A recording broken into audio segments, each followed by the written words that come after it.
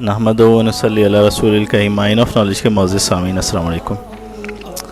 اس video میں ہم آپ کو خواتین کے ایک اہم مسئلے پہ شرعی رہنمائی فراہم کریں گے سیاست طے کی روشنی میں کہ حالت حیض و نفاس میں حج و عمرے کا خواتین کے لیے کیا حکم ہوگا۔ نیز کیا حج و عمرے کے دوران حیض و نفاس کے خون کو روکنے کے لیے کسی قسم کا دوا کا استعمال کیا جا سکتا ہے یا نہیں، آئیے اس ویڈیو میں ہم آپ دیکھتے ہیں۔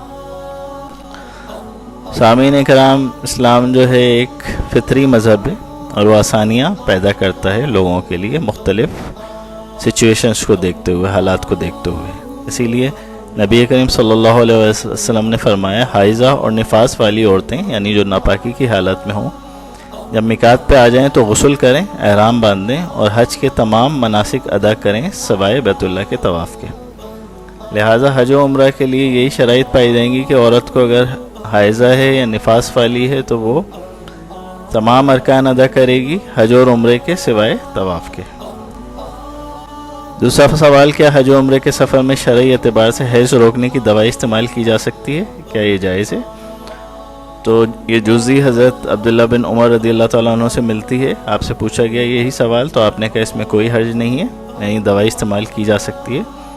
ساتھ میں آپ نے مشورہ یہ دیا کہ پیلو کا پانی استعمال کیا جا سکتا ہے اس کو روکنے کے لیے، حیض وغیرہ کو یا نفاس کے خون کو روکنے کے لیے پیلو کا پانی استعمال کیا جا سکتا ہے۔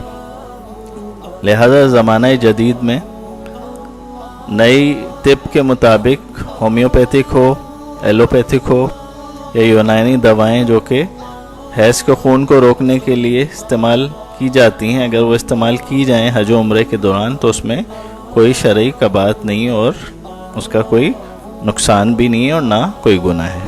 واللہ ورسولہ عالم۔ اگر ہماری ویڈیو پسند آ گئی ہو تو ہمارے چینل کو سبسکرائب کر لیجیے اور بیل آئیکن کو کلک کر لیجیے۔ جزاک اللہ۔